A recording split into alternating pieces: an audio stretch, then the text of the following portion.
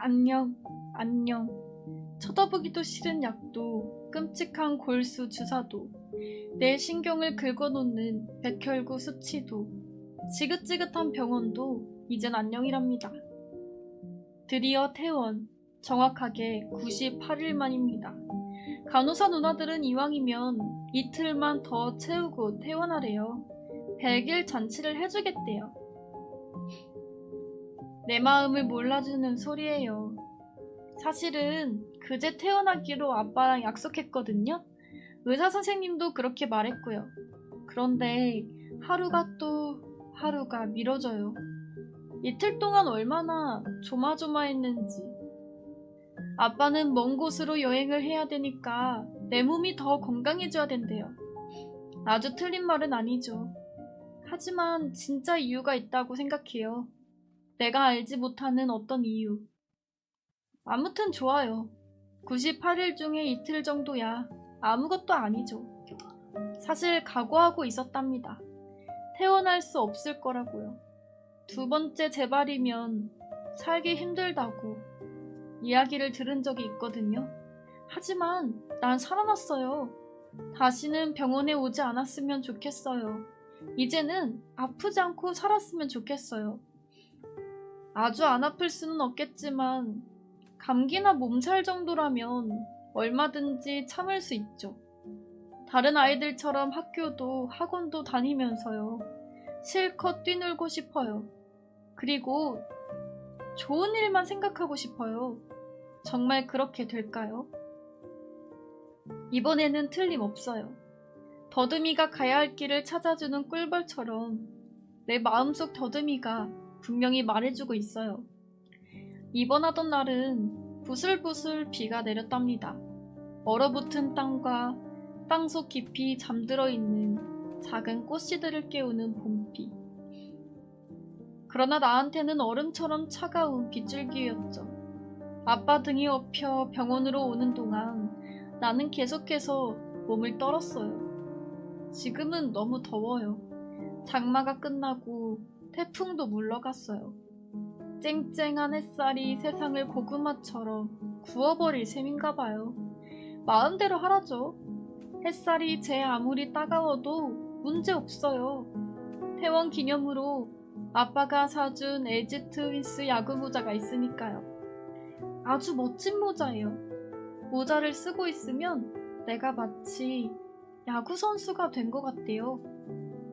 아빠가 병실 문을 열고 나옵니다. 퇴원 수속이 끝났나 봐요. 자, 이제 갈까? 아빠는 빙그레 웃으며 내 머리에 모자를 올려놓습니다. 난 모자를 눈 밑까지 푹 눌렀었어요. 아, 201호랑도 안녕을 해야겠네요. 이게 이제 모두 자는 그런 컨텐츠이기 때문에 이 취지에는 맞기는 한답니다요.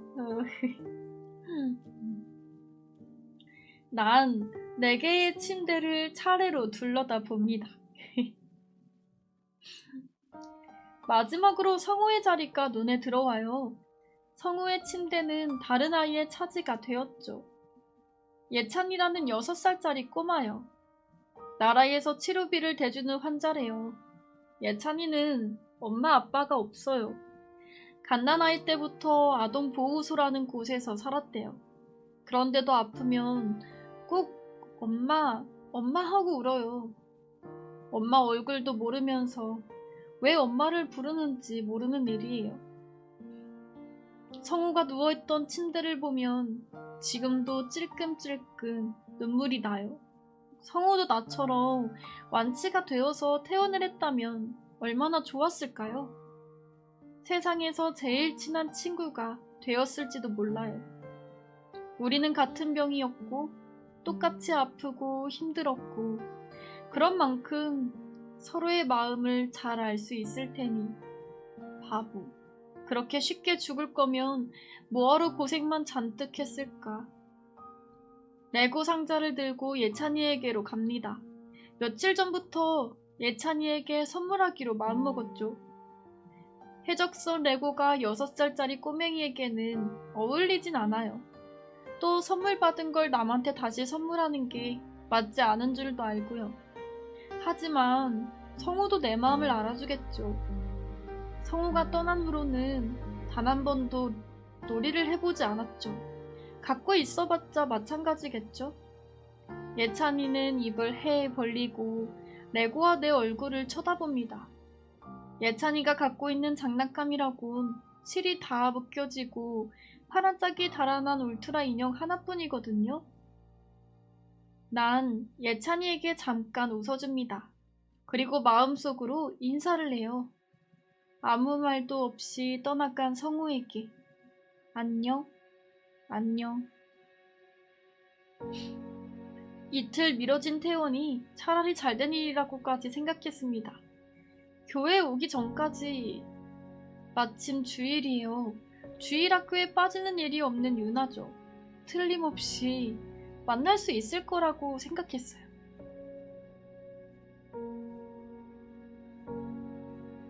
잘 모르겠네요. 레고 뭔지. 사랑한다고는 어서오세요. 그런 날에는 문이 열릴 때마다 가슴이 콩닥콩닥 뛰었죠.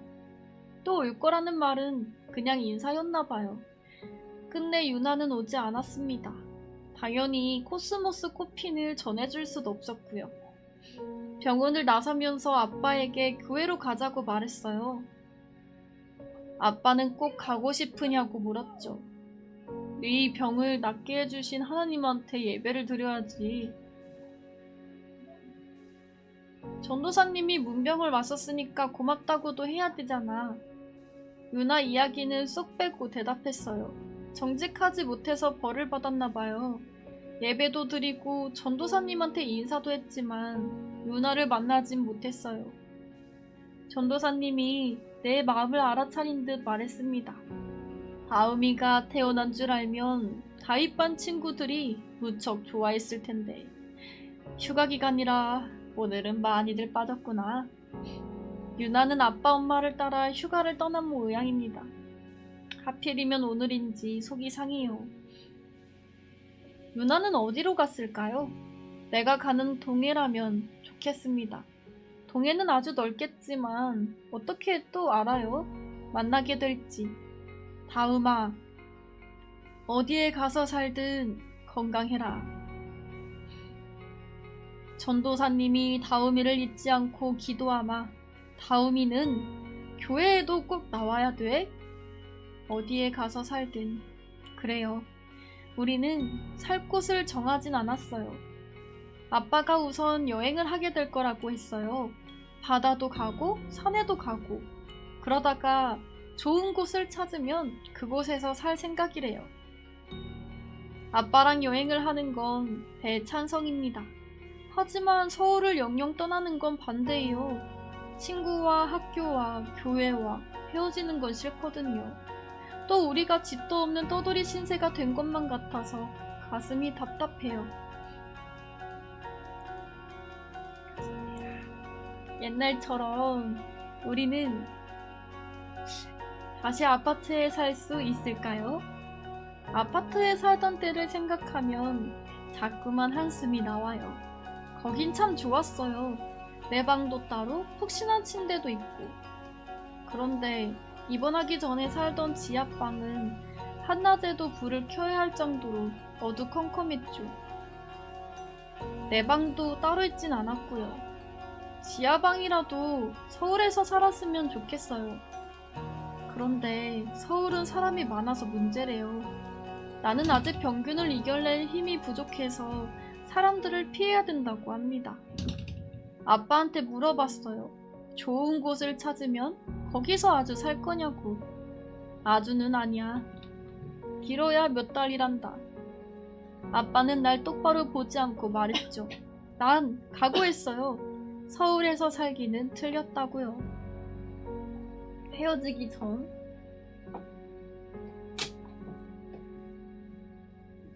아니 잘 먹을 때 진짜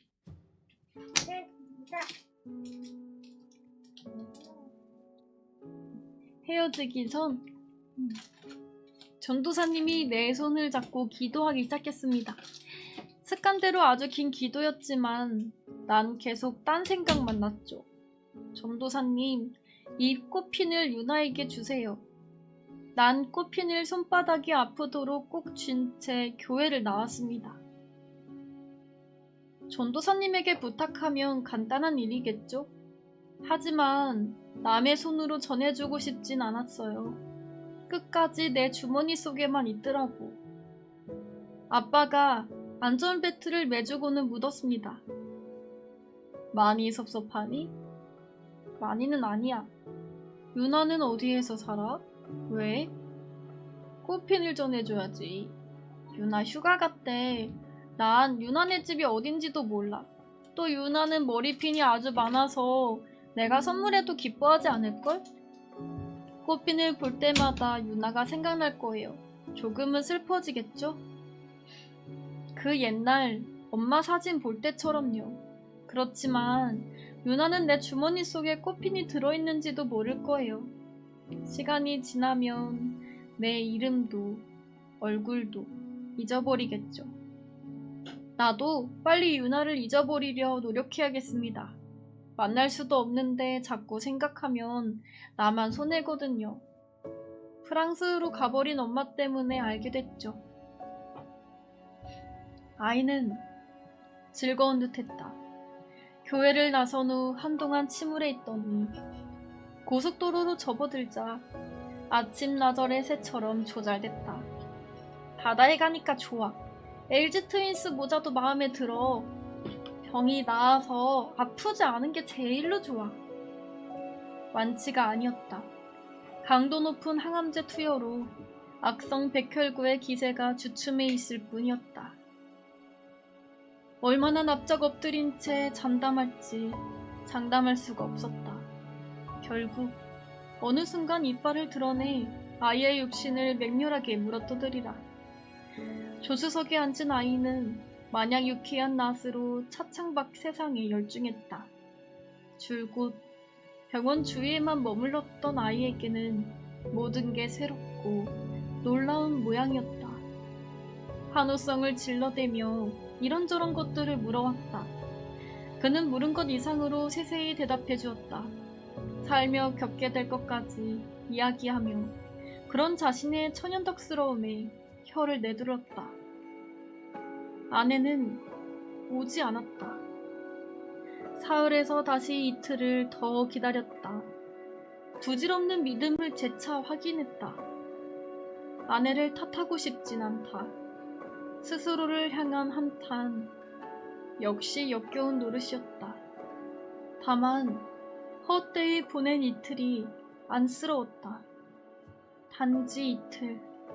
하지만 아이에게는 대단히 길고 소중한 시간이었다. 아이가 엄마를 기다렸는진 알 수 없다. 까닭없이 미뤄지는 퇴원에만 신경을 곤두세우는 듯 보였다. 내심 엄마를 기다렸을까? 날마다 역 앞을 서성이며 기차가 도착할 때마다 엄마를 찾던 어린 시절의 그처럼. 병원을 나서며 아이에게 말했다. 아빠가 실수했다. 알고 봤더니 엄마가 프랑스에서 돌아오지 않았대. 그럴 줄 알았어. 아이는 간단히 대꾸했다. 그의 눈치를 살핀 탓인지 정말로 엄마를 단념해버린 건진 분명하지 않았다. 속내를 숨길 줄 아는 아이다. 주위에선 어른스럽다거나 속이 깊다고 했다. 그에겐 칭찬이 아니고 아이를 아이답게 키우지 못했다는 호된 나무람으로 들렸다. 아이의 투병 이후 그는 줄곧 소망했다. 그저 여느 아이의 평균치로만 생각하고 행동하기를. 거푸 하품을 하던 아이가 호법 인턴체인지를 지나면서 꾸벅꾸벅 졸기 시작했다. 차창에 머리를 기댄 탓에 아이의 모자가 비스듬히 틀어졌다. 그게 마음에 걸렸다.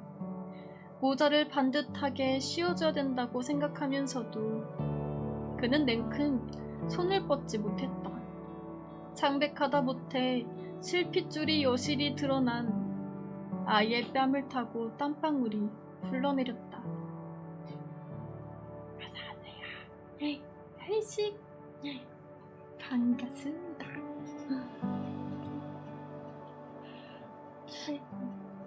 좋은 저녁이라고.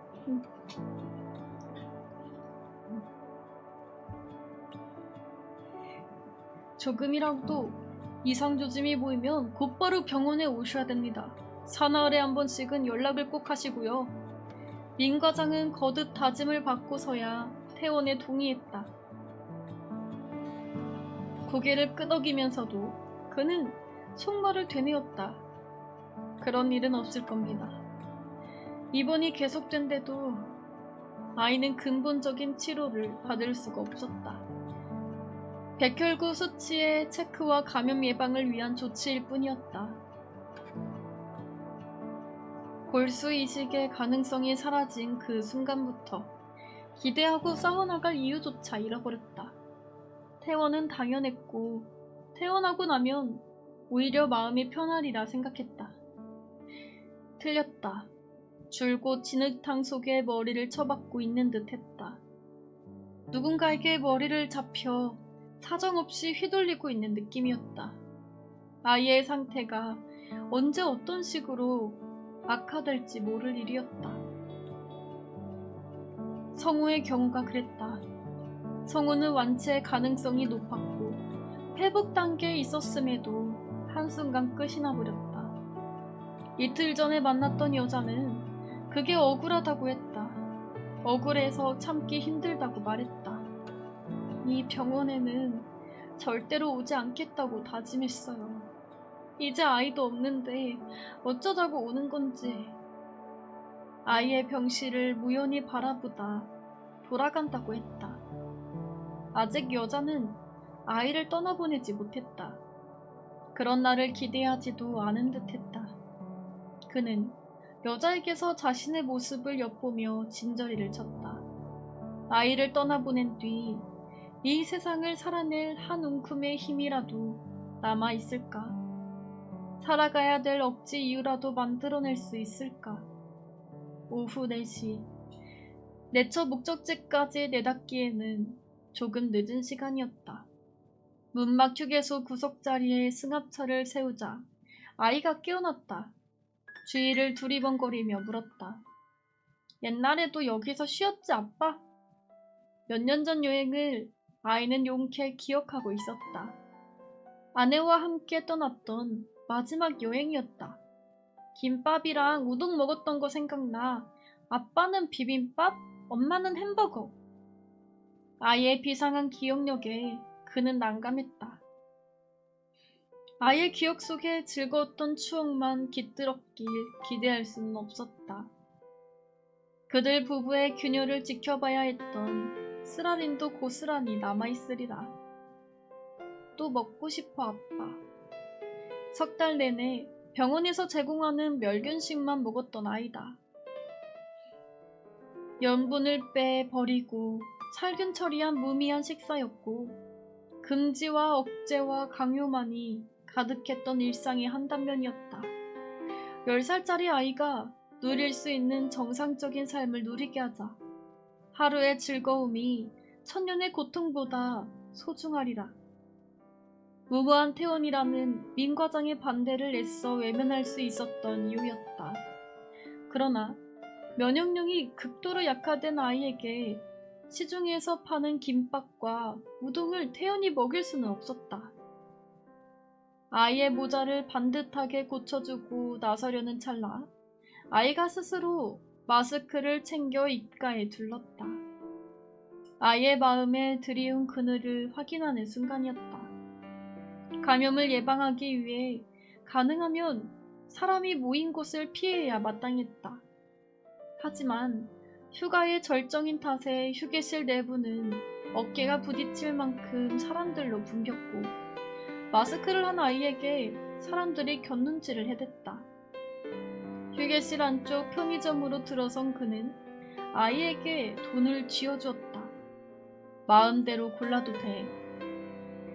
물건을 사고 돈을 지불하는 간단한 것조차 아이에겐 생소하고 신기하고 감격스러운 모양이었다. 아이는 자무 심각한 낯으로 주저하다가 요플레 웨하스 이유는요 캔커피를 택하고선 그를 올려다보았다. 사도 돼? 커피는 안 돼. 아, 이건 아빠 거.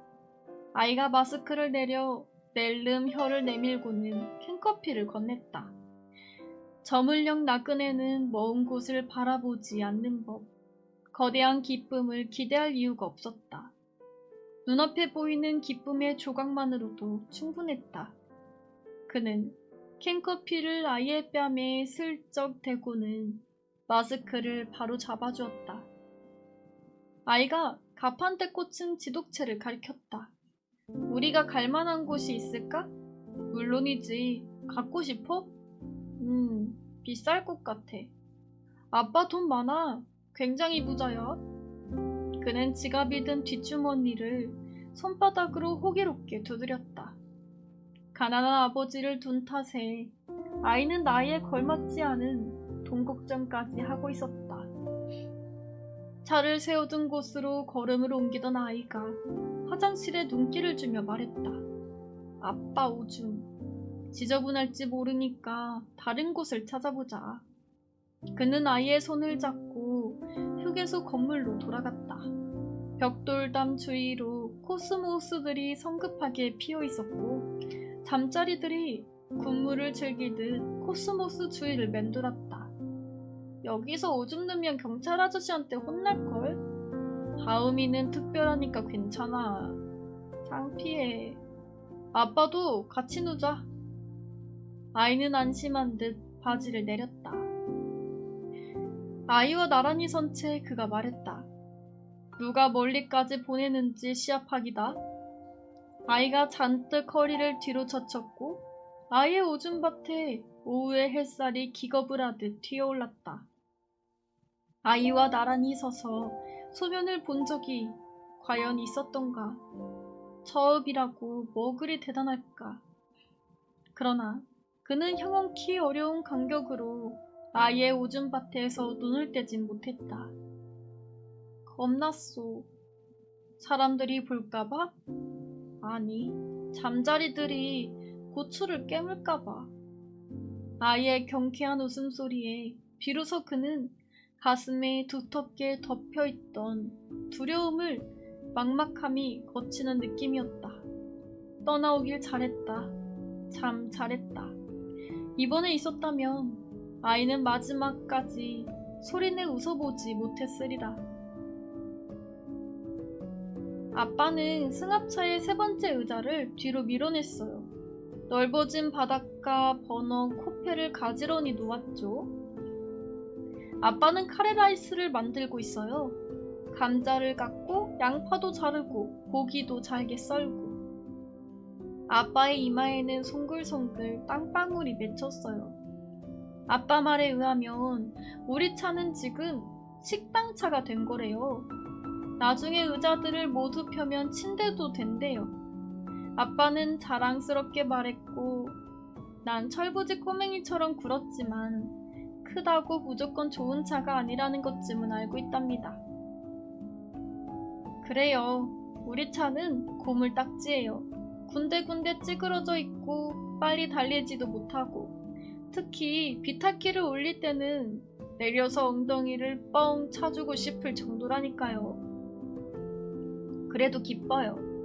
빨간색 소나타를 엄마가 가져간 뒤 처음으로 우리의 차가 생겼거든요. 둘째 칸 의자에 배를 깔고 누워 창밖을 바라봅니다. 사람들이 차 안을 힐끔대더니 인상을 쓰며 지나가요. 하긴 휴게실에서 밥을 지어 먹는 사람이 우리밖에 없겠죠. 김밥과 우동은 포기했어요. 아빠 말대로 세균이 우글우글할 게 뻔해요. 나중에 실컷 먹어야지. 웨하스 하나를 입안에 쏙 집어넣습니다. 내가 웨하스를 좋아하는 이유는 깨물지 않아도 혀 위에서 스스로 녹기 때문이에요. 그동안 웨하스는 먹을 수 없었죠. 아빠는 병원에서 허락하지 않은 것은 절대로 못 먹게 했거든요. 내가 정말 병이 낫긴 나은 모양이에요. 오늘 밤에는 하나님에게 아주 긴 기도를 해야겠어요. 지도책을 펼쳐 아빠가 가르쳐준 곳을 찾아봅니다. 부남이라는 바닷가예요. 강릉에서 남쪽으로 한참을 가야 합니다. 거기까지의 길을 머릿속에 사진처럼 찍어두려고 해요. 아빠가 나를 조수로 임명했거든요. 내 역할은 길을 정확하게 안내하는 거랍니다. 아빠가 내 어깨에 손을 얹으며 묻습니다. 지도를 보는 게 재밌어? 탐험가가 될까봐 신대륙을 발견한 콜럼버스처럼. 아무도 해보지 못한 일을 하고 싶어요. 커서 내 이름으로 세상을 날리게 됐으면 좋겠어요. 상상만 해도 신나는 일이잖아요. 하지만 아빠의 생각은 조금 다른가 봐요. 언젠가 아빠한테 물어본 적이 있어요. 이 다음에 내가 무엇이 되면 좋겠냐고. 무엇이 되든 상관없고 그냥 행복하게만 살면 된대요. 솔직히 실망했어요. 나는 정말 남들이 알아주는 사람이 되고 싶었어요. 위인전을 보면 다들 그런 것처럼 나도 아빠 자랑을 실컷 할 거예요. 카레를 끓이는 매콤한 냄새가 차 안에 가득합니다. 아빠는 요리의 명수예요. 특히 아빠가 만들어주는 카레라이스는 기가 막히게 맛있답니다. 엄마는 기껏해야 3분 카레나 즉석 짜장이었죠. 오래전부터 아빠가 요리를 했어요.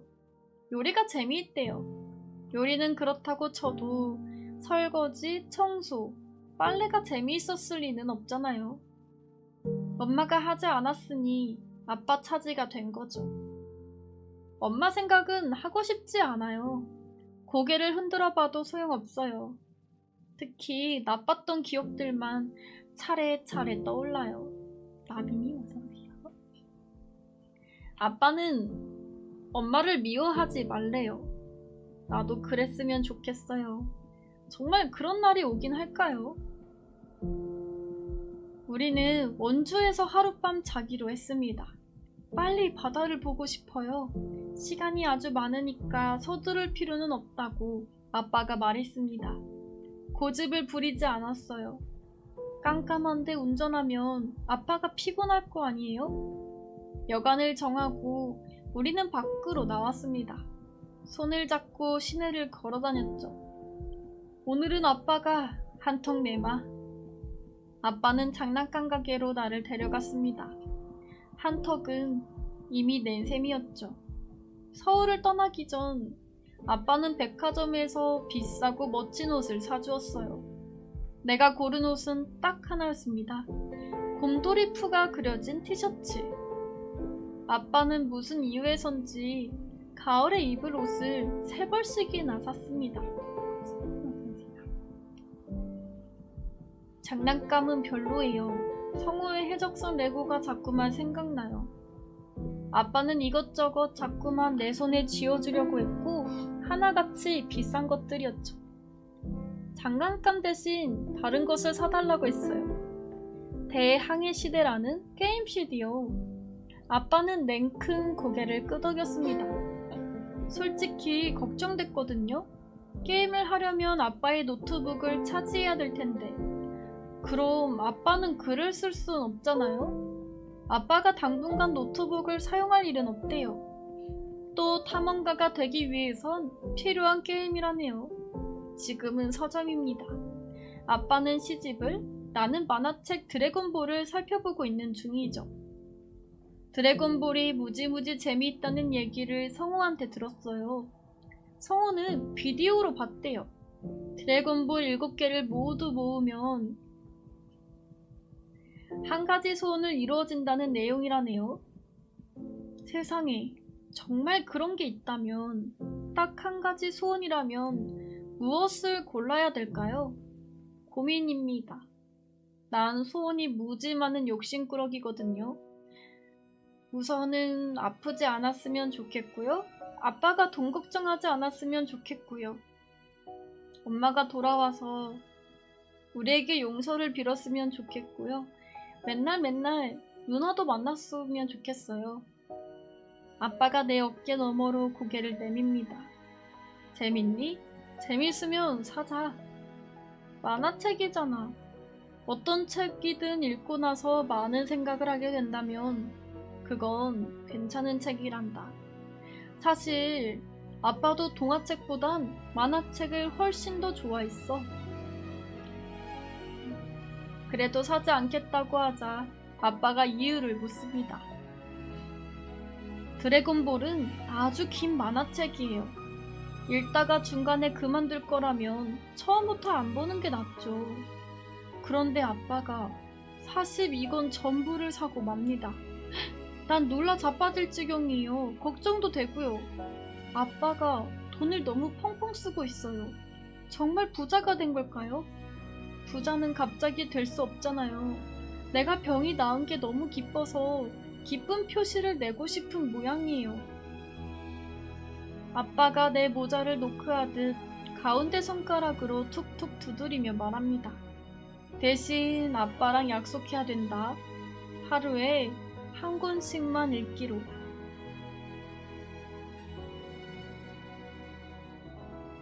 그레이블리님 어서오세요.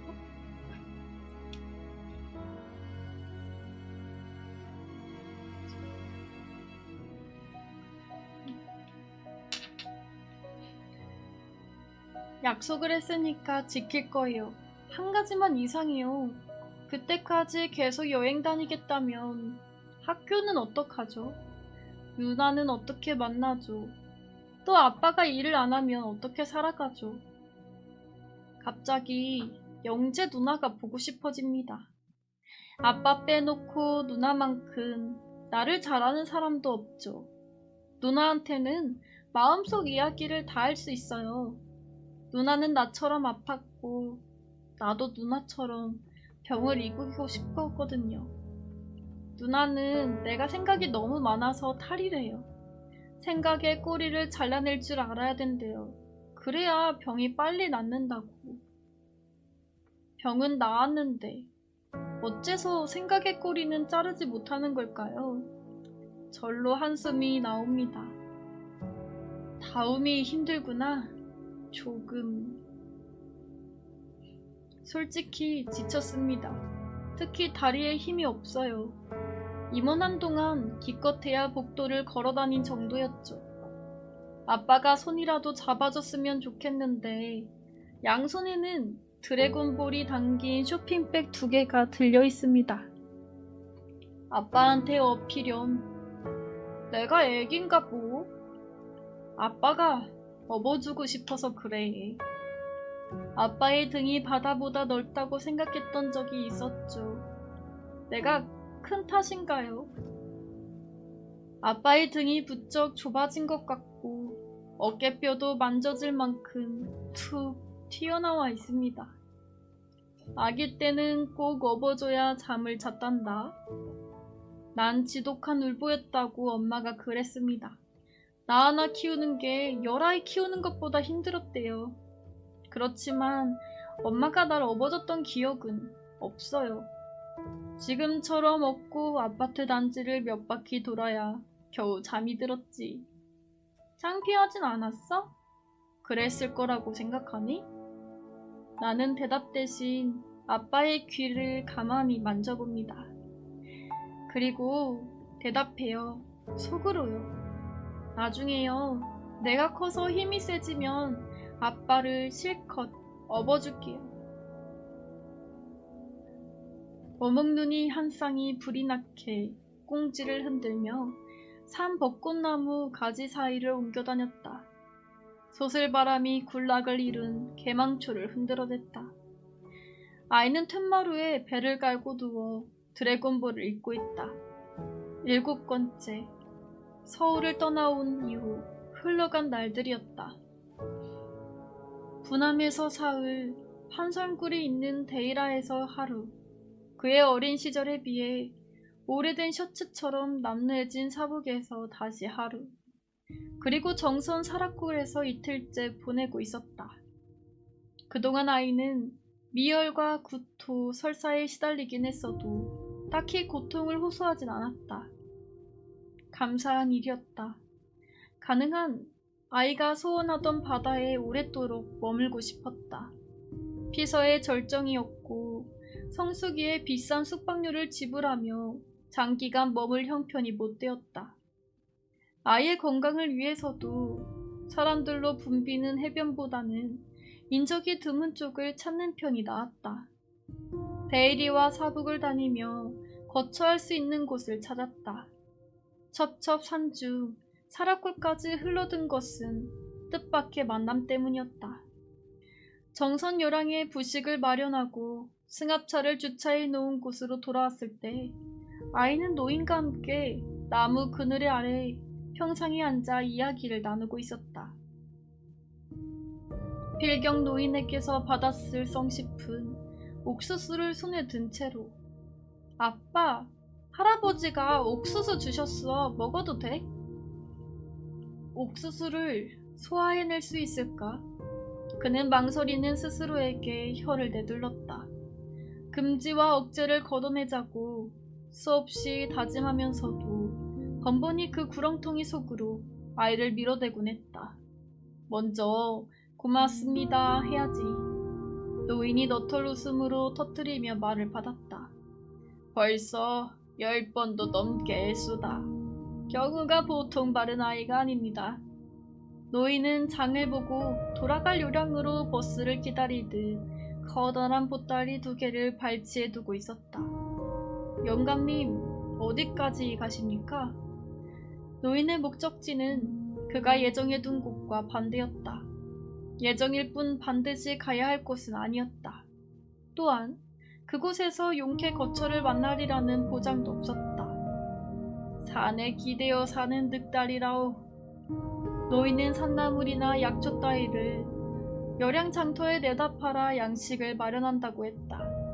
중간 수집상에 넘기고 말 것을 괜한 욕심에 발동의 죄판을 벌였다가 버스만 놓쳤노라고 덧붙였다.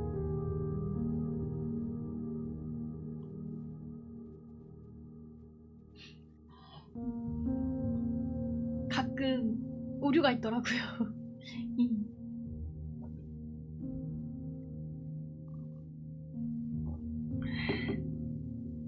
목적지에 도착한 노인은 산영즈 몇 송이를 내밀었다. 사양하는 그에게 자비쯤으로 생각하라며 물러서지 않았다. 아들과 여행하는 게 여간 보기 좋지 않구먼. 편히 다니시게나. 그는 노인의 뒷모습을 물끄러미 바라보았다. 노인이 계곡에 놓은 다리를 건너 비탈기로 접어들었다. 그는 서둘러 노인의 뒤를 쫓았다. 얼마나 더 가셔야 됩니까? 노인은 2시간 계곡을 짚어 오른 곳에 산다고 했다. 모셔다 드리겠습니다. 산판길이 계곡을 따라 이어져 있고 향리에 도달하면 그마저 끊어져 산 사람들이 만들어 놓은 오솔길이라고 했다. 노인의 목적지인 사라골은 향리에서도 30분가량 산 비탈을 올라야 되는 곳이었다. 다리 품팔아 살아온 몸이니 쉬엄쉬엄 가겠노라고 했다. 혹시 인근에 머물 곳이 있습니까? 노인이 한동안 그를 유심히 건너다 보았다. 사람이 사니 묵을 곳이야 있소만 워낙 깊은 산골인지라 도해지 물먹은 사람에게 만만한 곳이 아니라오. 아이의 건강이 좋지 않아서요. 요양할 곳을 찾아보고 있었습니다. 노인은 튼실한 아이가 아닌 줄은 익히 짐작했다며 이것저것 물었다. 그는 사실대로 대답했다. 사라골은 산과 산이 흘러내리다 잠시 호흡을 가듬듯 구릉을 이룬 곳이었다. 노인이 처음 들어온 10여 년 전만 해도 6가구가 다락밭을 일구며 살았다고 했다. 하나 둘씩 떠나고 이제는 노인만이 덩그러니 남아 산을 지켰다. 노인은 방 한 칸을 내주었다. 그는 이름을 밝히며 고마움을 표시했다. 노인이 아이와 그를 갈아보더니 말했다. 성은 피가요. 이름은 만기라오. 있을 때까지 있어보소.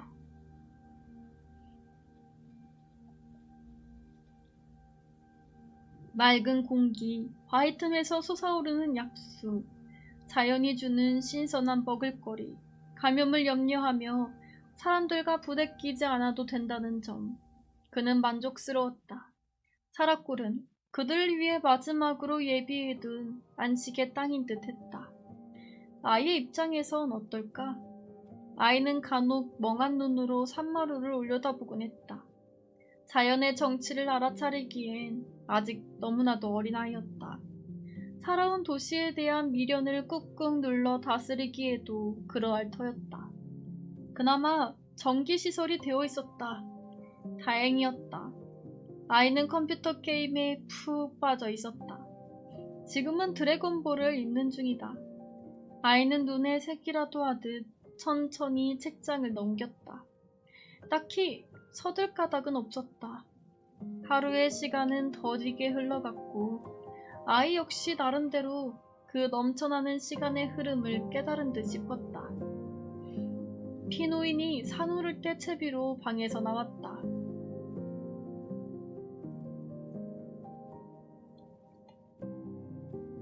굳이 무료한 쪽을 가려야 한다면 아이였다. 무료함을 달려주려 산책이라도 다녀올 요량이었다.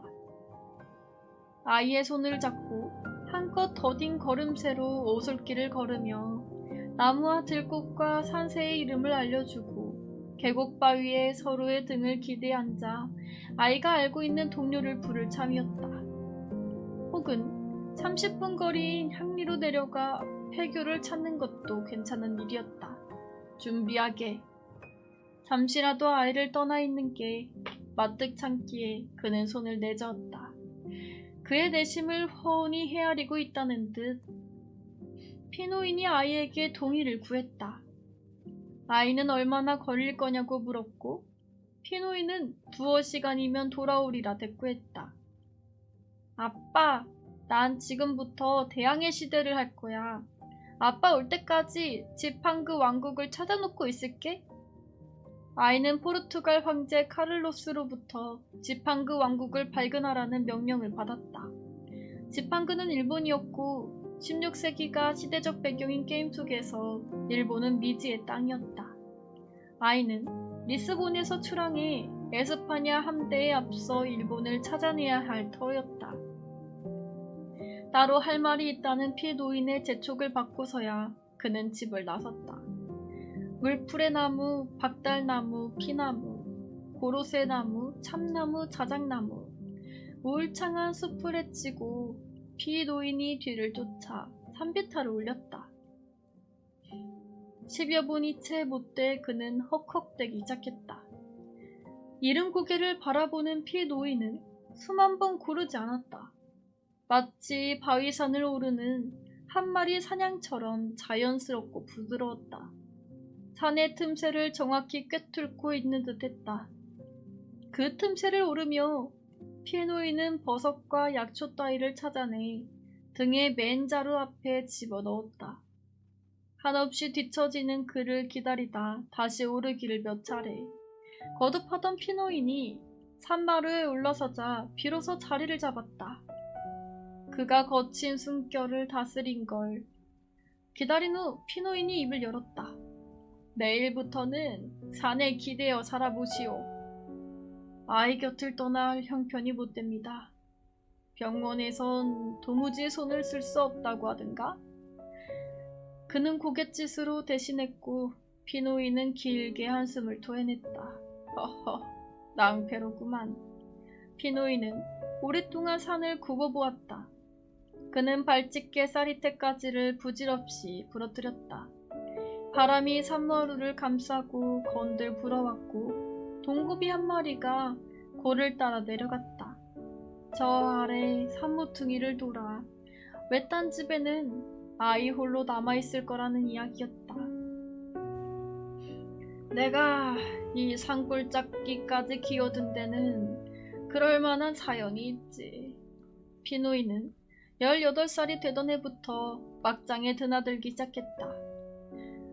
고한, 사북, 태백의 탄광을 떠돈 횟수가 반평생이 될 즈음 이상조짐이 나타났다. 호흡이 거칠어지고 맥이 풀려 수중 놀리기조차 만만치 않았다. 몸이 붓고 기침과 가래가 심해지더니 얼굴이 흑빛이 되었다. 진폐증. 석탄가루가 폐에 쌓이면서 단단히 굳어가는 끔찍한 병이었다. 1년 남짓 입원해 있었다. 전혀 호전될 기미가 보이지 않았다. 전폐증은 치료 방법이 딱히 없는 불치의 병이었다. 다만 합병증을 막고 급속한 악화를 방지하는 조치가 고작이었다. 퇴원을 했다. 죽는 그날을 기다릴 바에야 병원에 있을 까닭이 없었다. 자식들의 학비는 물론 생활비마저 막막한 형편이었고 아내의 날품으로 그날그날 연명해 나가는 처지였다. 고달픈 아내에게 병간호까지 맡길 염치가 없었다. 태어나며 한 달 남짓 지났을 때 유서련이 여기라며 한 장의 편지를 써놓고 집으로 나왔다. 쌀한 말과 된장 한 종이를 가지고 사라골에 들어와 산비탈에 움막 하나를 마련했다. 바람 앞에 촛불 같은 삶이 호련 닿으면 그곳이 곧 무덤이려니 죽음의 순간을 기다렸다. 살 한 마리 바닥났지만 목숨이 끊어지진 않았다. 죽음보다 허기가 절실한 게 문제였다. 주위에 널려있는 산열매와 버섯으로 줄임배를 달랬다. 더러 사라골 사람들이 감자와 좁쌀 따위로 양식 보탬을 해주었다. 한 약초꾼은 페아리에는 독사가 최고라며 뱀탕을 끓여주기도 했다. 차츰 몸에 변화가 생겼다. 처음 사라골에 들어왔을 때는 지척인 계곡을 내려가는 것조차 수십 차례 멈춰 호흡을 골라야 됐다. 시간이 지날수록 쉬는 횟수가 줄어들었고 살 수 있다는 희망은 커져만 갔다. 식용이 가능한 것들을 닥치는 대로 먹기 시작했다. 약초와 산나물을 생식했고 덫을 놓아 산짐승을 잡았다. 특히 독사가 눈에 보이면 그렇게 반가울 수가 없었다. 넉 달이 지나자 약초꾼을 따라 산에 오를 수 있을 정도로 기력을 회복했다. 놀라운 일이었다. 현대의학조차 손을 들어버린 몸이었고 병원을 떠날 당시 60% 이상 굳어져 버린 폐였다. 산을 내려가 집을 찾았다. 시체나 수습할 생각으로 가장의 행방을 수소문했던 가족들에겐 죽었던 사람이 살아 돌아온 셈이었다. 곧바로 병원을 찾았지. 내가 정말 살아난 건지 확인하고 싶었어. 한데 병원에서 뭐랬는지 아나? 당장 입원하지 않으면 한 달 넘기기도 힘들다고 하더라.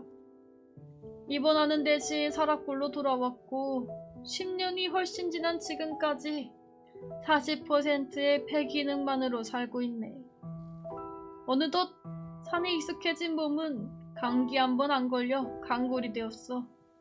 약초를 내다 판 돈으로 두 자식을 대학까지 보냈으니 가장으로서 최소한의 도리를 한 셈 아니겠는가?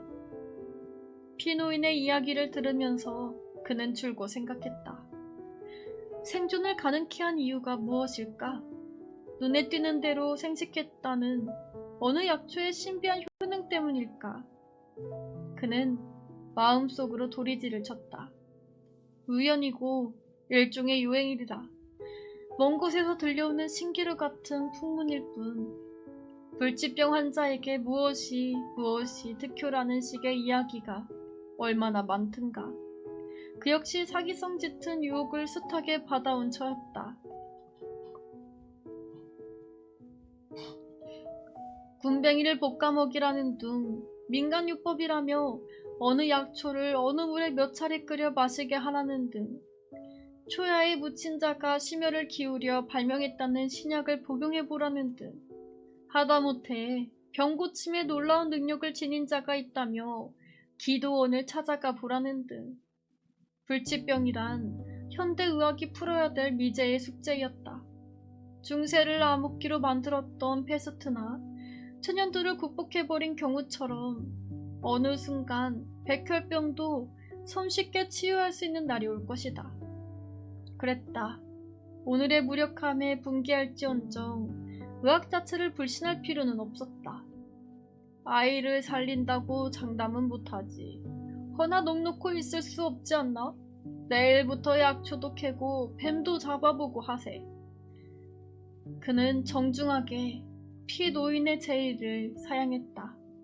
이미 아이의 죽음을 받아들이기로 했다. 정해진 현실이요 벗어날 길이 없는 운명이었다. 더는 허튼 소망에 매달려 억지를 부리고 싶진 않았다. 당장 쥘 수 있는 것에만 손을 뻗으리라. 아이가 원하는 바는 오직 자신의 곁에 아빠가 머물러 있는 일이었다. 그의 바람 역시 아이 곁을 지키며 1분을 1시간으로 부풀려 서로를 바라보는 것이었다. 하루를 1년처럼 여기며 견디는 거였다. 그는 피노인을 따라 산을 오르기 시작했다. 생각을 고쳐먹을 만큼 피노인의 회복을 기이하게 받아들인 까닭은 아니었다. 아이를 살릴 수 있는 길이 있다는 말이 강렬한 유혹으로 밤새 괴롭힌 것은 사실이었지만 유혹의 몸을 맡기려고는 없었다. 어제 오후 피노인이 저녁 창거리로 쓰라며 송이버섯과 표고버섯을 건넸다. 고추장을 살짝 덧입힌 버섯에 참기름을 발라 프라이팬에 볶았다. 아이가 그처럼 버섯 요리를 좋아할 줄 전혀 예상치 못했다. 밥 더 달라는 소리를 해본 적이 없는 아이가 2공기를 뚝딱 해치웠다. 놀라운 일이었다.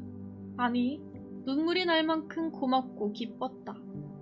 자식의 입에 밥이 들어가는 걸 보는 것만 해도 배부른 게 부모의 마음이라더니. 아빠, 버섯이 굉장히 맛있어.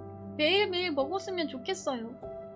산에 올라야 할 분명한 이유와 맞닥뜨린 셈이었다. 표고버섯, 알버섯, 느타리버섯, 갓버섯, 송이버섯, 노루궁뎅이 버섯까지. 그는 오로지 버섯을 겨냥하며 산을 헤매고 다녔다. 그러면서도 마음 한구석은 줄곧 무거웠다. 아이가 툇마루에 걸터앉아 자신을 기다리고 있다는 생각에 자주 산 아래를 굽어보고는 했다. 산에 오른 지 이틀째가 되던 날 앞선 피노인이 그를 불렀다. 이게 뭔 줄 아는가? 살아서 1000년, 죽어선 1000년이라는 주목일세. 재앙을 막아준다는 속설이 있으니 방에 걸어두게나. 아이는 주목 토막을 이리저리 살펴보더니 말했다. 내 맘대로 해도 돼? 그는 피노인의 속설 따위는 처음부터 관심이 없었다. 속설이 사실인지라도 아이가 원한다면 얼마든지 무시할 수 있었다. 이걸로 장난감 만들래. 아빠, 맥가이버 칼이 필요해. 주목은 질감이 부르고 결이 부드러워 다루기에는 그만이었다. 그러나 혹시 손이라도 베면 큰일이었다. 혈수판이 부족한 까닭에 좀처럼 지혈이 되지 않을 터였다. 그는 열양의 문방구에서 조각칼 한 세트와 사포를 사왔다. 새로이 무언가를 익힌다. 아이에게 남은 시간을 생각하면 부질없었다. 그러나 아이가 원했다. 단 한순간일지라도 아이의 즐거움이 된다면 외면할 이유가 없었다. 그는 기대대로 아이를 즐거워했다. 드래곤볼과 대항해 시대보다 더 열심히 했다. 베고 자르고 사포로 윤을 내며 아이는 스스로 조각을 익혔다. 아이의 솜씨라고 믿기지 않을 만큼 뛰어났다. 도리 없이 아내를 떠올렸다. 아내와는 달랐다. 아내는 열정을 앞세운 쪽이었다면 아이는 타고난 재능을 끄집어내는 듯 했다. 그는 아이의 조각에 애써 무심한 척 굴었다. 재능도 내일을 기대할 수 있을 때 의미가 있는 법. 그저 둥지에 먹이를 물어 나르는 어미새처럼 부지런히 주목 토막을 찾아내 건네주었다. 골짜기와 산마루를 넘나들기 일주일, 박지산 정상 언저리 두 개의 바위가 C자 형태로 맞물려 사람이 하나 들어가 앉을 만한 공간을 이루고 있었다. 비걷기에 맞춤인 곳이려니 생각하며 지나치려는데 무엇인가 그의 눈길을 사로잡았다. 짐승의 뼈였다. 노쇠한 코끼리가 무리를 떠나 죽음의 장소로 향하는 것처럼 스스로 마지막 순간을 알고 기어든 것이리라. 그리고 천천히 죽어갔겠지. 먹고 마시고 번식했던 세상을 굽어보며 훌쩍 지나치면 그만이었다. 그는 넉넉히 짐승의 잔해를 바라보았다. 그 역시 죽음의 땅을 찾아 사라골까지 흘러든 셈이었다. 노루일세. 피노인의 그의 등 너머로 말했다. 뼈가 전혀 흩어지지 않은 걸로 봐선 다른 짐승한테 해입지 않고 살이 그대로 뼈에 사가내린 것이겠지. 이만하면 최상품에 속하지. 노루뼈를 푹 삶아 국물을 내면 곧 노루사골인데 관절통에는 직효라네. 오랜 항암제 복용이 아이의 뼈를 약하게 만들었다. 아이의 팔다리를 주물러주는 그는 자주 보아온 터라 피노이는 진작부터 노루뼈를 찾고 있었노라고 덧붙였다. 피노이는 마치 범죄 현장에 출동한 노련한 감식반원처럼 뼈 조각 하나하나를 꼼꼼히 집어 자루에 담았다. 노루의 가련한 최후가 자꾸만 눈앞에서 어른어른거려 피노인을 만류해 보았지만 소용이 없었다. 피노인은 쇠뼈를 삶은 거라며 수시로 노루사고를 아이에게 먹였다.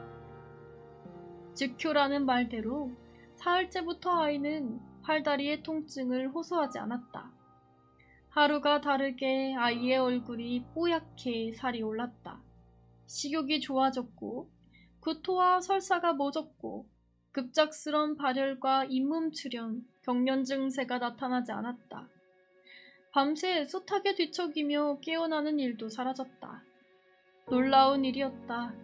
완치가 아닌 백혈 암세포의 수치만 떨어뜨렸을 뿐 언제 이렇게 악화될지 모르는 씨앗폭탄을 안고 살아가는 아이였다. 그는 자신의 눈을 의심했다. 아직도 희망의 불씨를 남겨두었던 건가? 그러나 분명 아이가 좋아지고 있었다. 수시로 아이의 귀 밑을 만져보았다. 귀 밑 임파선 부분이 부어올랐다면 눈에 보이는 호전의 기미는 덧없었다. 확인할 때마다 가슴이 격렬하게 요동쳤다. 아이가 기적적으로 소생하고 있을지 모른다는 설렘이었다. 자네 정성에 하늘이 감동했구먼. 피노이는 아이의 회복을 확신했다. 그 역시 병원으로 달려가 아이의 상태부터 체크해보고 싶었다. 그때마다 스스로를 타이르고 빡질렀다.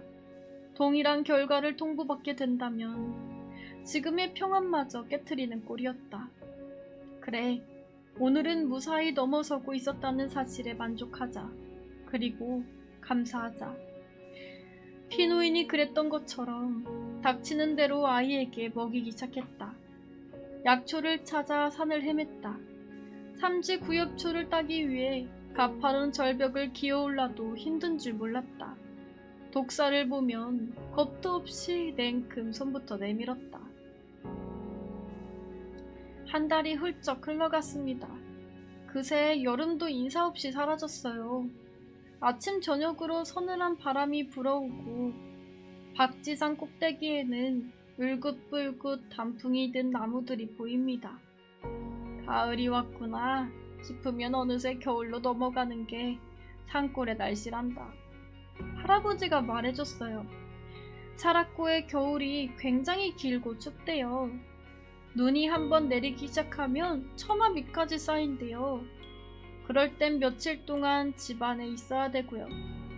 눈이 내리기 전까지는 서울에 갔으면 좋겠어요. 갇혀 지내는 거 딱 질색이거든요. 나는 너무 오랫동안 병원에 갇혀 지냈잖아요. 또 언제까지 학교를 빼먹을 수도 없고요.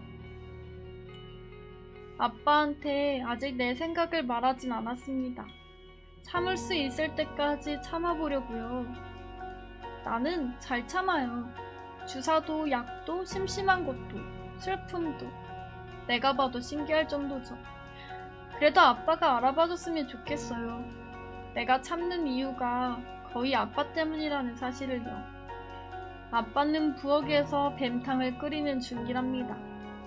끔찍한 백탕. 그동안 무시무시한 독사를 100마리쯤 먹었을 거예요. 생각해봐요. 10살짜리 꼬마가 그 많은 뱀을 하루도 빠짐없이. 아빠는 닭을 푹 고아 만든 삼계탕이라고 말했지만 처음엔 뭐 그런 줄 알았고 맛도 삼계탕과 똑같았답니다.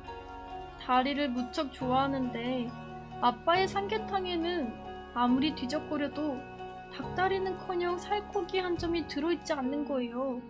그냥 희멀건 국물뿐이었죠.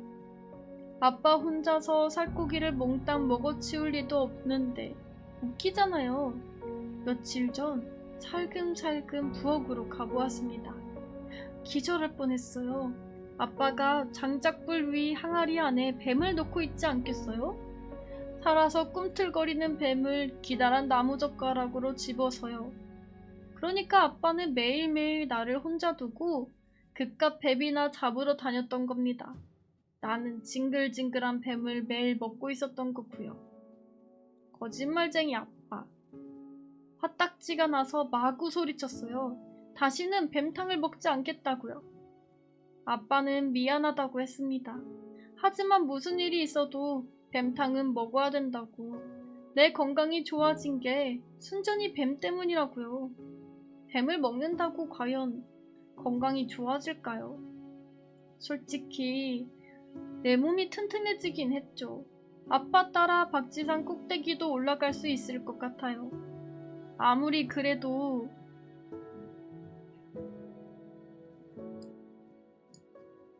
지금은 괜찮은가요?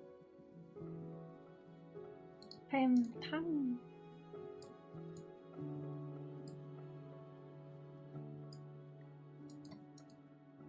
할아버지님도 어서오세요. 아무리 그래도 뱀은 너무 싫어요. 끔찍한 뱀탕. 그리고 고집쟁이 아빠. 태어난 후 아빠는 내가 원하는 건 몽땅 들어주고 있어요. 그런데 뱀탕만큼은 끝까지 양보하지 않아요. 병원에서 약을 먹을 때처럼요. 결국은 내가 또 졌어요. 또 참기로 했답니다. 아빠가 고집불통이 될 때는 다 이유가 있으니까요. 나는 지금 조각을 하고 있어요. 벌써 꽤 많이 완성했어요. 다람쥐, 토끼, 십자가, 성우의 얼굴, 그리고 꽃핀을 머리에 꽂은 유나의 모습. 이번엔 아빠 차례. 제일 먼저 아빠의 얼굴을 조각하고 싶었답니다. 그치만 실력이 좋아질 때까지 기다렸어요. 내일이면 완성이에요. 아빠한테 선물을 해야겠죠? 그리고 약속을 받아낼 거예요. 겨울이 되기 전에 사라코를 떠나자고. 아빠가 커다란 그릇에 든 뱀탕을 갖고 들어옵니다. 나에게 들킨 후로 삼계탕이라고 하는 대신 약이라고 하죠. 약은 도리 없이 먹어야 되는 거니까. 어쨌든 공포의 순간입니다. 나는 시치미를 뚝 떼고 아빠의 얼굴 중 코 근처 사포를 반질반질하게 문드립니다. 다음이는 아무래도 커서 조각가가 돼야겠구나. 내 생각은 달라요. 절대로 조각가는 되지 않을 거예요. 조각이나 그림이나 비슷하잖아요. 그럼 화가인 엄마를 닮았다는 소리를 듣게 될 거고요. 난요, 시인이 될 생각은 있어요. 아빠처럼요. 약 먹어야지. 자, 어서 후룩 마시고 향리에 가보자. 꼭 이렇다니까요. 좋은 것과 싫은 것을 동시에 내놓는 아빠죠. 향리까지 30분 정도 비탈길을 내려가야 됩니다. 향리에는 폐교가 있어요. 폐교에 가는 것이 재밌어요. 학교 전체를 나 혼자 다 차지한 듯한 기분이 들거든요. 무엇보다 아빠가 나한테만 신경 쓰는 시간이기도 하고요. 사흘에 한 번꼴로 향리에 가곤 해요. 매일매일 가고 싶긴 하지만 산에 들어가 버섯도 따고 짠이니 천치지